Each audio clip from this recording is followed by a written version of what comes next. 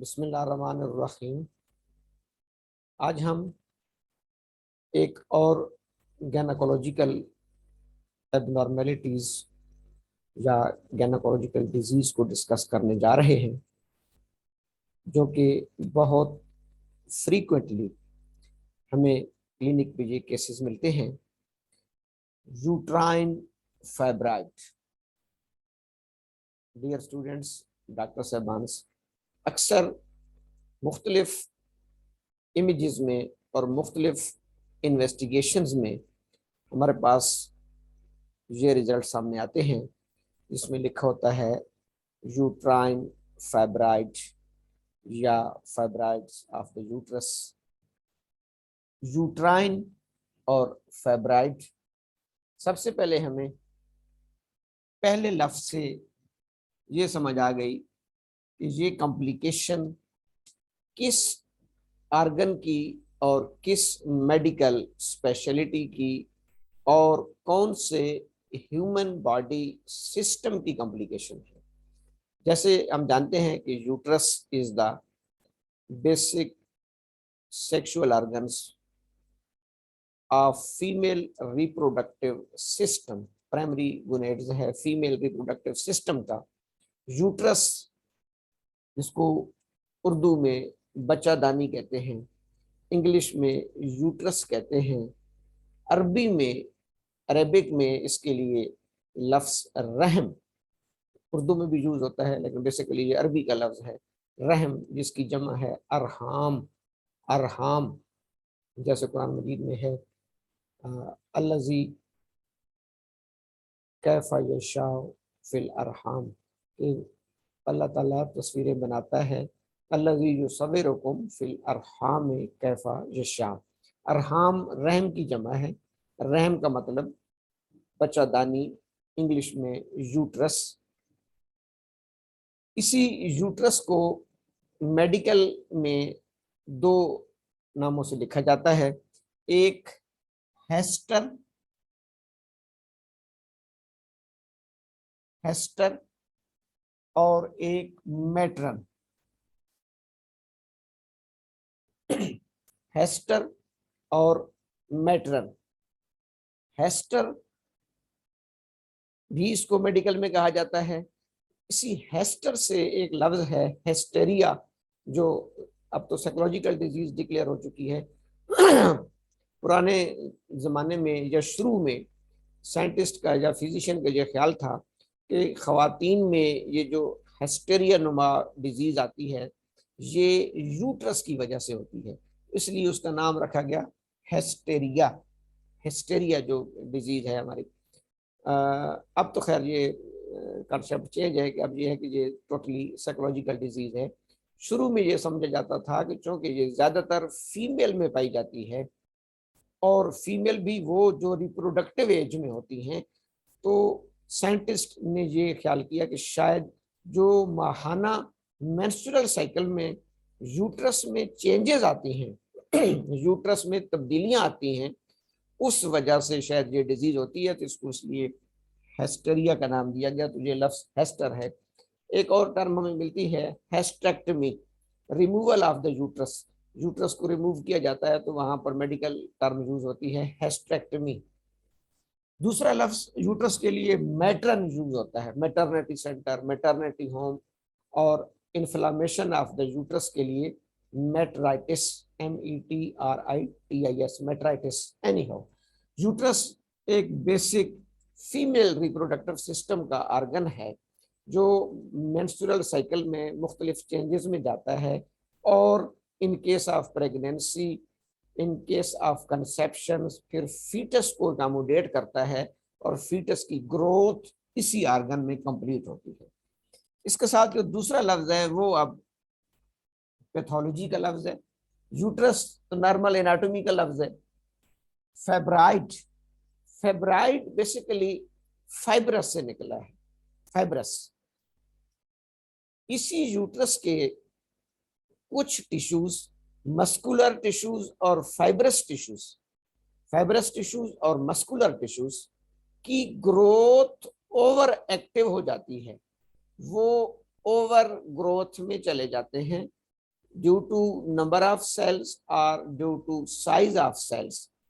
Sales की तादाद का बढ़ जाना यानी उसकी प्रोलिफरेशन तेज हो जाना, माइटोटिक डिवीजन का बढ़ जाना, या ग्रोथ हार्मोन्स की वजह से इन टिश्यूज का ओवर ग्रोथ में चला जाना। मस्कुलर और फाइब्रस टिश्यूज का ओवर ग्रोथ में जब हो जाते हैं तो वो एक स्वेलिंग बना देते हैं, वो एक मैस बना देंगे जिसको हम ट्यूमर कहते हैं। उसी ट्यूमर को, जो फाइब्रस और मस्कुलर टिश्यूज का ट्यूमर होगा, उसके लिए लफ्ज यूज किया जाता है फाइब्रॉइड। फाइब्रॉइड। और चूंकि ये फाइब्रॉइड यूट्रस में बनते हैं इसलिए ये लफ्ज बन जाता है यूट्राइन फाइब्रॉइड।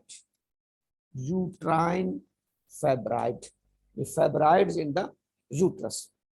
वो ट्यूमर मुख्तलिफ यूट्रस की फाइब्रस टिश्यूज और मस्कुलर टिश्यूज का ओवर ग्रोथ में चला जाना, जिसको कहते हैं एक्सेसिव ग्रोथ में चला जाना, उसकी वजह से मैस का बन जाना, एक ट्यूमर का बन जाना, और उस ट्यूमर को स्पेसिफिकली यहाँ नाम दिया गया है फाइब्रॉइड। मोस्ट प्रोबेबली ये ट्यूमर्स, ये फाइब्रॉइड्स B9 होते हैं। B9, जिसको हम उर्दू में मासूम कहते हैं, नॉन कैंसरस। सिर्फ 0.1% चांस होता है इसका कैंसर में होना। 0.1, वेरी वेरी रेयर चांस है कि ये जो फाइब्रॉइड होता है ये कैंसरस में तब्दील हो जाए या कैंसर का हो। 99.9% ये B9 ट्यूमर्स होते हैं, B9 फाइब्रॉइड्स कहलाते हैं। इन्हीं फाइब्रॉइड्स का एक दूसरा नाम है जिसको लियोमायोमा कहा जाता है। गायनेकोलॉजी में या पैथोलॉजी में इसका दूसरा नाम है लियोमायोमा। लियोमायोमा। अब ये लियोमायोमा भी 3 अल्फाज का मजमुआ है, लियो, मायो और ओमा। लियो मायो ओमा। लियोमायोमा भी 3 अल्फाज का मजमुआ है, 3 अल्फाज से मिलकर बना है। लियो का मतलब होता है स्मूथ, मायो का मतलब मसल्स, और ओमा का मतलब ट्यूमर। लियो मायोमा, लियो मायोमा, स्मूथ मसल ट्यूमर। जैसे मैंने इसकी पहले डेफिनेशन की थी कि लफ्ज फाइब्रॉइड, फाइब्रस टिश्यूज और मस्कुलर टिश्यूज। मोस्टली पहले ये इसको फाइब्रॉइड इसलिए कहा गया कि ये समझा जाता था कि सिर्फ फाइब्रस टिश्यूज जो होते हैं यूट्रस के, वो एक्स्ट्रा ग्रोथ में जाकर एक ट्यूमर बना देते हैं, तो उसी फाइब्रस टिश्यूज से इसको फाइब्रॉइड कहा गया। इसका दूसरा पैथोलॉजिकल नेम लियोमायोमा। लियोमायोमा, लियो का मतलब स्मूथ, मायो हमें पता है कि मसल्स के लिए यूज होता है, और ओमा ट्यूमर के लिए। तो यूं इसको कहा जाता है smooth muscles tumour, smooth muscles tumours. लेकिन इसमें फिर मुख्तलिफ नाम होते हैं, फाइब्रोमायोमा, मायोसार्कोमा, सार्कोमायोमा, बहुत सारे इसकी फिर आगे फर्दर टाइप्स होती हैं। लेकिन फाइब्रॉइड का अल्टरनेट नाम है leiomyoma. Leiomyoma, smooth muscle tumour. अब हमें समझ आ गई कि ये यूट्रस में पाए जाते हैं और स्मूथ और फाइब्रस मसल्स का ट्यूमर है। जैसे डॉक्टर साहब हमें पता है कि मसल्स की मेनली 3 टाइप्स होती हैं मसल्स की। एक को कहते हैं स्केलेटल मसल्स, जो हमारी बॉडी में हर उस जगह मौजूद हैं जहाँ बोन्स होंगी। बोन्स के साथ अटैच मसल्स स्केलेटल मसल्स कहलाते हैं। और मोस्टली स्केलेटल मसल्स की मूवमेंट हमारी विल के, हमारी यानी मर्जी के ताबे होती है, उसको कहते हैं स्केलेटल मसल्स। जितना हमारी बॉडी में बोन लेस एरिया है, जैसे एब्डोमेन है, यूट्रस भी उसी में आती है, तो एब्डोमेन में स्मूथ मसल्स पाए जाते हैं जिनको बोनलेस एरिया कहा जाता है। Boneless area, smooth muscles. तीसरे कार्डिक मसल्स होते हैं जो हार्ट में पाए जाते हैं। तो फाइब्रॉइड स्मूथ मसल का ट्यूमर है, स्मूथ मसल्स का। और वो स्मूथ मसल्स कौन से? यूट्रस के स्मूथ मसल्स का ट्यूमर है। अब यूट्रस के अंदर लोकेशन के हवाले से, इसकी क्लासिफिकेशन है, और मेनली ये 4 टाइप्स के होते हैं। लोकेशन के हवाले से classification on the basis of location, classification of fibroids on the basis of location. पहला क्लास होती है इंट्राम्यूरल फाइब्राइड। इंट्राम्यूरल फाइब्राइड यानी intra, inside, mural. Intramural fibroids वो फाइब्राइड्स होते हैं जो यूट्रस के स्पेशली मस्कुलर वाल्स के बनते हैं। यूट्रस की जो मस्कुलर वाल्स होती है, जिसको हम मायोमीट्रियम कहते हैं, उस वाल्स के ट्यूमर को, फाइब्राइड को कहा जाता है इंट्राम्यूरल फाइब्राइड। दूसरे होते हैं सब सीरोसल फाइब्राइड। सब सीरोसल फाइब्राइड वो होते हैं कि जो यूट्रस की आउटर मोस्ट सरफेस पर वाक़ होते हैं, यूट्रस की सतह पर वाक़ होते हैं, उनको कहा जाता है सब सीरोसल फाइब्राइड। तीसरे होते हैं सब म्यूकोसल फाइब्राइड, म्यूकोसा के नीचे, सब म्यूकोसल यानी जैसे inner most lining endometrium, endometrium के नीचे जो मसल्स होते हैं उनका ट्यूमर बन जाए, उनके फाइब्राइड्स बन जाए, तो उसको कहा जाता है सब म्यूकोसल फाइब्राइड, सब म्यूकोसल फाइब्राइड। और चौथे होते हैं सर्वाइकल फाइब्राइड। सर्वाइकल फाइब्राइड वो होते हैं कि जो यूट्रस की नेक यानी गर्दन पर पाए जाते हैं, यूट्रस की नेक यानी गर्दन पर। तो थोड़ा सा हमें इसकी क्लासिफिकेशन का भी पता होना चाहिए कि ये जो यूट्राइन फाइब्राइड्स हैं, लोकेशन वाइज इनकी कितनी क्लासेस होती है, कितनी टाइप्स होती हैं। इंट्राम्यूरल, सब सीरोसल जो यूट्रस की सतह पर होंगे, इंट्राम्यूरल जो यूट्रस की मस्कुलर वाल्स के होंगे, सब म्यूकोसल एंडोमेट्रियम के नीचे, cervical neck of the uterus, cervix पर अगर फाइब्राइड बन जाए तो उसे हम सर्वाइकल फाइब्राइड कहते हैं। अच्छा डॉक्टर साहब, फाइब्राइड का साइज छोटे से छोटा इतना भी होता है कि ये आम आंख से नजर ही नहीं आता, माइक्रोस्कोप से देख इतना छोटा टिनी साइज भी फाइब्राइड होता है। और बहुत मेजर साइज जो हमें अल्ट्रासाउंड में अक्सर मिलीमीटर और सेंटीमीटर में मिलते हैं, तो बड़े से बड़े साइज के भी हो सकते हैं, लेकिन टिनी छोटे से छोटे फाइब्राइड्स भी जो आपको नेक्ड आई से नजर नहीं आते, with the help of microscope देखना पड़ता है। जिस तरह गाल ब्लेडर में एक ट्रेंड होता है कि वहां बहुत कम आपको सिंगल कैलकुलस मिलती है, बहुत कम, मोस्ट प्रोबेबली आपको वहां पर बंच ऑफ स्टोन्स मिलती हैं। गाल ब्लेडर में गुच्छा, बंच ऑफ स्टोन्स, पथरियों का गुच्छा जैसे गाल ब्लेडर में मिलता है, यूट्रस में भी इसी तरीके से मोस्ट प्रोबेबली आमतौर पर आपको मल्टीपल फाइब्राइड्स मिलते हैं। वहां पर मल्टीपल स्टोन्स होती हैं ना, जहां पर मल्टीपल फाइब्राइड यानी मोर देन वन। अक्सर इमेजेस में हमें मिलेंगे कि यूट्रस के अंदर जो फाइब्राइड्स हैं वो more than one, many fibroids, that's why it is called multiple fibroid. और फिर हम यहाँ पर लगते इसको क्या कहते हैं, यूट्राइन फाइब्राइड्स, प्लूरल लग जाएगा, यूट्राइन फाइब्राइड्स। और लियोमायोमा को हम कहेंगे लियोमायोमास,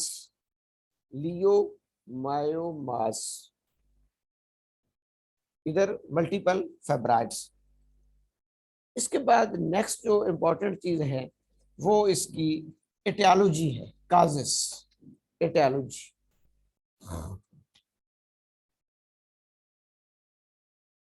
एटियोलॉजी या काजेस। तकरीबन सारी बुक्स में लिखा है कि exact cause of the uterine fibroid is unknown. Exact cause जैसे कैंसर में भी अननोन होता है, इसका भी एग्जैक्ट काज अननोन है। ताहम मुख्तलिफ वजूहात जो सामने आई हैं उनमें सबसे पहले क्रोमोसोमल एबनॉर्मेलिटी,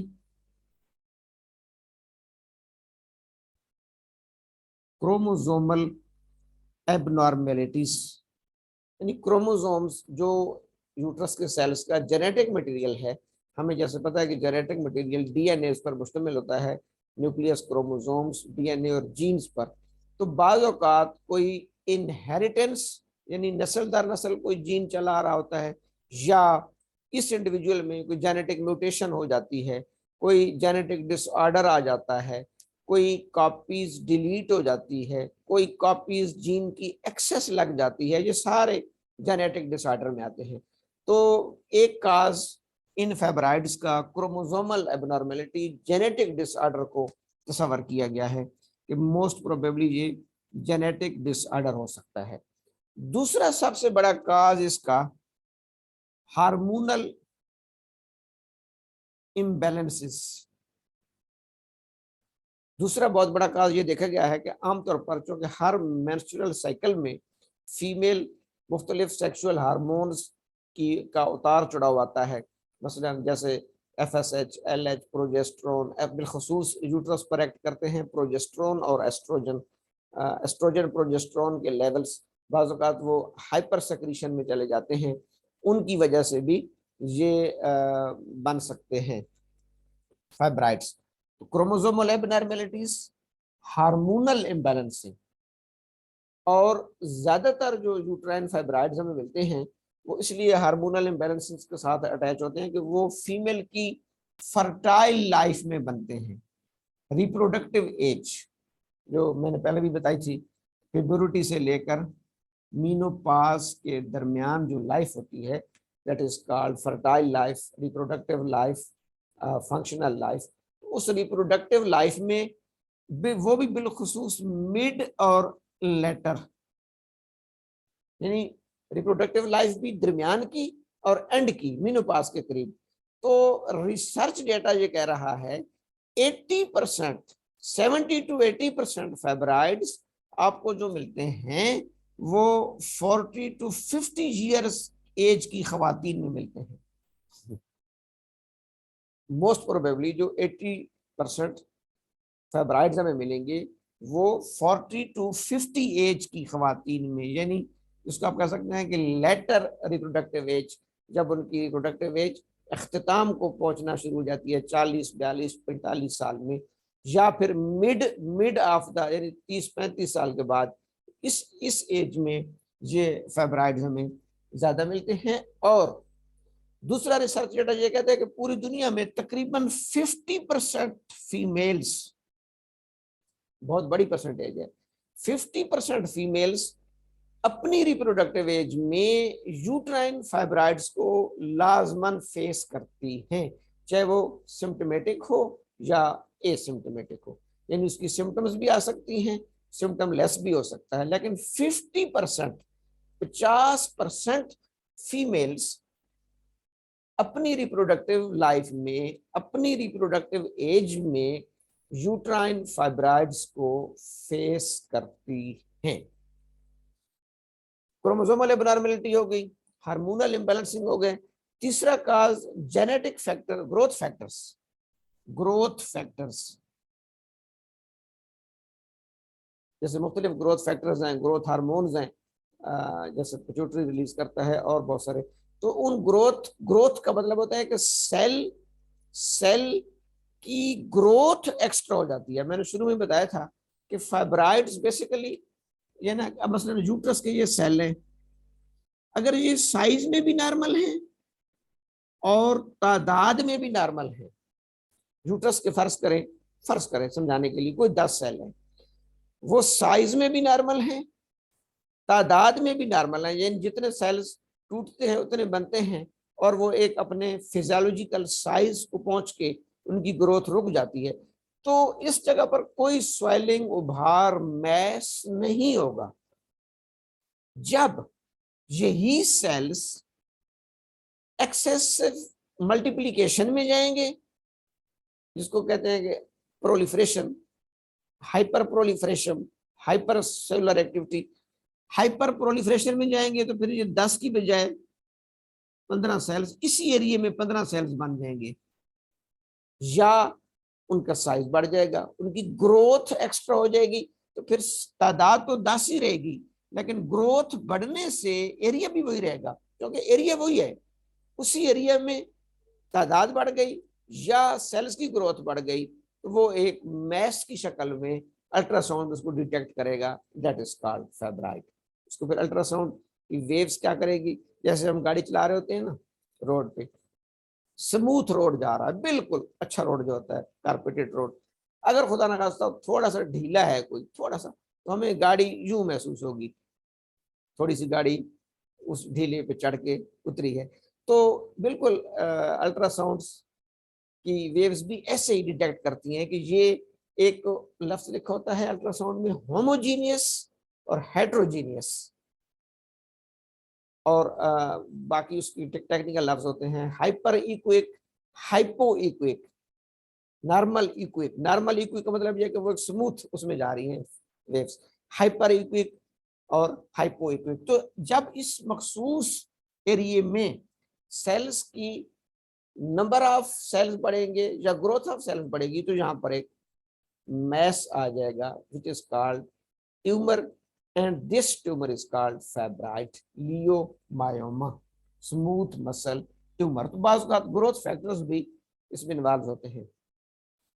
इसी तरीके से ओबेसिटी एक बहुत बड़ा फैक्टर है। ओबेसिटी, मोटापा, obesity is the major factor for fibroids, fatty tissues, क्योंकि एडिपोज टिश्यूज, फैटी टिश्यूज, तो ओबेसिटी। और एक इसमें काज PCOS, PCOS जिसको हम पॉलीसिस्टिक ओवेरियन सिंड्रोम कहते हैं। अगर ओवरीज PCOS की है तो यूट्रस में भी फेब्राइड्स की, क्योंकि हार्मोनल इम्बैलेंसिंग हो रही होती है, तो यूट्रस में भी फेब्राइड्स के चांस बन सकते हैं।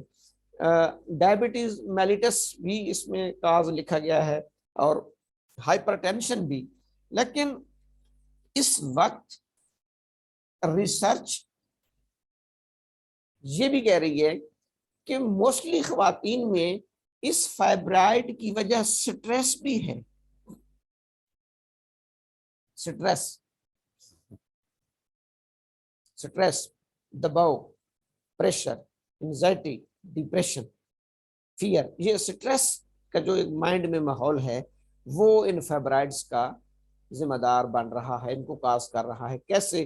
जो कि हमें पता है कि स्ट्रेस हमारे लिम्बिक सिस्टम, सेंसोरियम में स्ट्रेस होगा, उस स्ट्रेस को डिटेक्ट करता है हाइपोथैलेमस, और हाइपोथैलेमस मुख्तलिफ मैसेजेस, सिग्नल देता है एंडोक्राइन सिस्टम को, पिट्यूटरी को, बाकियों को, तो फिर पिट्यूटरी आगे हार्मोन्स प्रिपेयर करके देता है। तो यूं स्ट्रेस की वजह से ब्रेन के न्यूरोट्रांसमीटर और ब्रेन से रिलीज होने वाले हार्मोन्स, यानी पिट्यूटरी ग्लैंड से, हाइपोथैलेमस से, उन हार्मोन्स की अनबैलेंसिंग हो सकती है, और उस अनबैलेंस की वजह से यूट्रस में फाइब्राइड्स बन जाएंगे।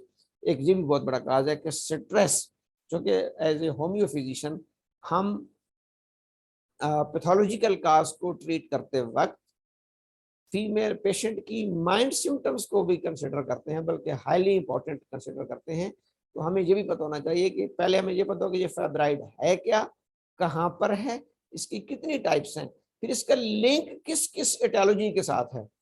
हो सकता है किसी फीमेल में जस्ट आपको स्ट्रेस काज ही मिले, बाकी ना जेनेटिक एबनॉर्मेलिटी हो, ना कोई और ग्रोथ फैक्टर की वजह हो। हाँ, स्ट्रेस की वजह से हार्मोनल इम्बैलेंसिंग होगी, क्योंकि स्ट्रेस अपने असरात मोस्टली वाया न्यूरोट्रांसमीटर या वाया एंडोक्राइन सिस्टम एग्जर्ट कर रहे होते हैं। इसकी डायग्नोसिस जो है, फेब्राइड्स की डायग्नोसिस मुख्तलिफ तरीकों से की जाती है। Mostly gynaecologic ultrasounds, gynaecologic ultrasounds के जरिए हमें फेब्राइड्स 90% हमें गायनेकोलॉजिक अल्ट्रासाउंड्स के जरिए डिटेक्ट हो रहे होते हैं। उसके बाद फर्दर उसकी डिटेल स्टडी के लिए हम MRI करा सकते हैं, मैग्नेटिक रेजोनेंस इमेजिंग। दूसरा इमेज हम ले सकते हैं MRI। एक और फीमेल में बड़ा टेस्ट होता है जिसको HSG कहते हैं, हेस्टेरो। ये यहाँ पर हेस्टर वो यूट्रस के लिए है, जो मैंने स्टार्ट में कहा था कि लफ्ज हेस्टेरो साल्पेंगोग्राफी,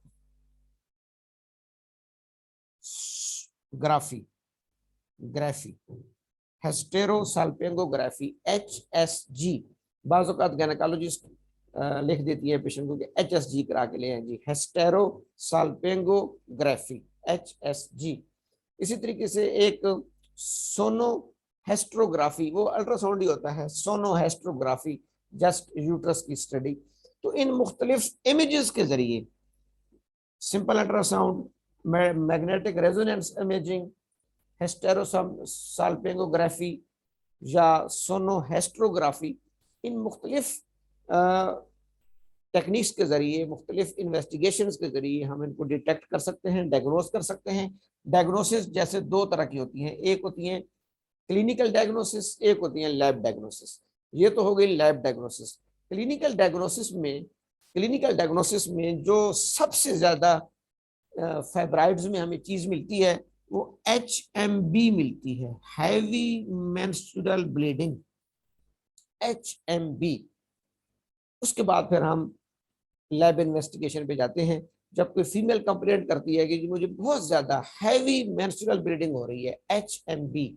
हैवी मेंस्ट्रुअल ब्लीडिंग का मतलब ये होता है कि जो मेंस्ट्रुअल साइकिल का M फेज है, M फेज, उसमें क्वांटिटी ऑफ ब्लड का बढ़ जाना। नॉर्मल क्वांटिटी होती है 40 to 80 ml, 40 to 80 ml normal जो ब्लीडिंग होती है एम फेस में। तो बुक्स में लिखा है कि when there will be greater than 100 ml, 100 ml से ज्यादा अगर कोई फीमेल ब्लीड कर रही है, it means she is facing HMB, heavy menstrual bleeding.